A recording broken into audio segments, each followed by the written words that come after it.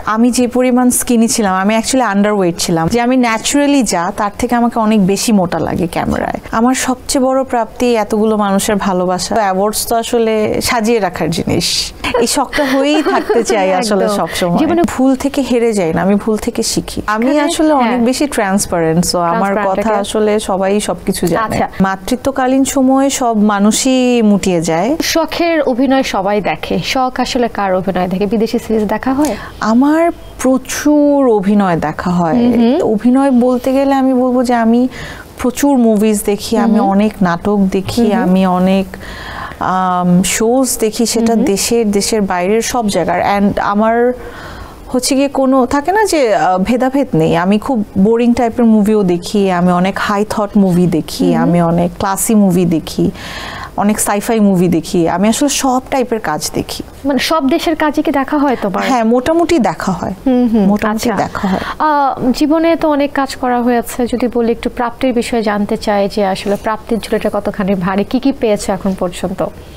আমার সবচেয়ে বড় প্রাপ্তি এতগুলো মানুষের ভালোবাসা, যে যার কারণে আমি আসলে শখ, এটা আমার সবচেয়ে বড় প্রাপ্তি।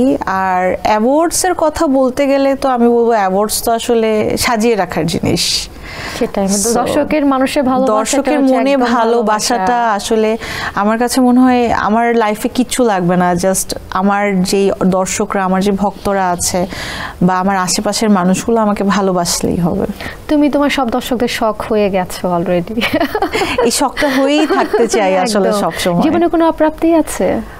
না, আমার জীবনে অপ্রাপ্তি নেই, কারণ আমার কাছে মনে হয় যে অপ্রাপ্তি মানুষরা আসলে মানুষের ভুলকে বলে, বাট আমার কাছে মনে হয় যে মানুষ ভুল থেকেই তো শেখে। সো আমি আসলে ভুল থেকে হেরে যাই না, আমি ভুল থেকে শিখি। আচ্ছা, জীবনে কি এমন কোনো কিছু আছে, এমন কোনো ঘটনা কিংবা যে কোনো বিষয় যেটা নিজেকে আসলে কষ্ট দেয়, মনে হলে কষ্ট তুমি পাও এখনো? না, নিজের অবসর এরকম কোনো কিছু নাই?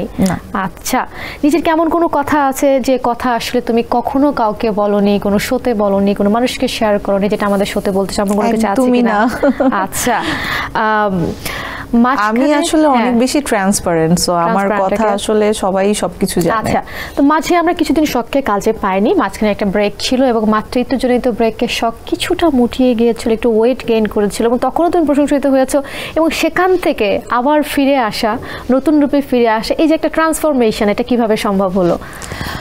এটা আসলে খুবই ন্যাচারাল একটা জিনিস, যে মাতৃত্বকালীন সময়ে সব মানুষই মুটিয়ে যায়। আমাদের বাঙালি মেয়েরা আরো বেশি মুটিয়ে যায়, এটা আমি মাস্ট বলবো, কারণ আমাদের এখানে সবকিছু একটু ডিফারেন্ট বাইরের থেকে। আর আমি যে পরিমাণ স্কিনি ছিলাম, আমি অ্যাকচুয়ালি আন্ডারওয়েট ছিলাম। আর আমাকে মানুষ যখন থেকে, আমি এই কথাটা বারবার বলছি কেন, কারণ এখনো অনেক জায়গায় আমি দেখেছি যে আমি ন্যাচারালি যা তার থেকে আমাকে অনেক বেশি মোটা লাগে ক্যামেরায়। সো আমি জানি না, আমার আম্মুই হচ্ছে গিয়ে লাস্ট একটা ইন্টারভিউ দেখে আমাকে বলছিল, সব তোমাকে এখানে এত মোটা লাগছে কেন? এখানে ক্যামেরার অ্যাঙ্গেলের প্রবলেম ছিল বা কিছু, মানে হয় না যে একজন মানে ইন্টারমিডিয়েট গোয়িং একটা মেয়ে যখন একদমই টিনেজার, তখন আমাদের ফিজিক্যাল স্ট্রাকচার অন্যরকম থাকে। অ্যান্ড বেবি হওয়ার পর তো সব মানুষের একটা ডিজাস্টার চেঞ্জ হয়। সো ওখান থেকে আসলে ওই ফ্যাটটা আসলে থাকে না। আমার যেটা হয়েছিল যে আমি অনেক বেশি সোয়েলিং করে গিয়েছিল, আমার বডি অনেক বেশি পানি চলে এসেছিল, ওখান থেকে আস্তে আস্তে রিডিউস হয়েছে। অ্যান্ড এখন আমি আছি, বাট তারপর এখনো আমাকে স্ক্রিনে অনেক বেশি মোটা লাগে। আই ডোন্ট নো ওয়াই, আমি ন্যাচারালি যা তার থেকে অনেক বেশি মোটা লাগে। Naturally you are not that much fat actually. হ্যাঁ, বাট আমাকে ক্যামেরা তো অনেক বেশি মানে মনে হয় যে আমি অনেক মোটা।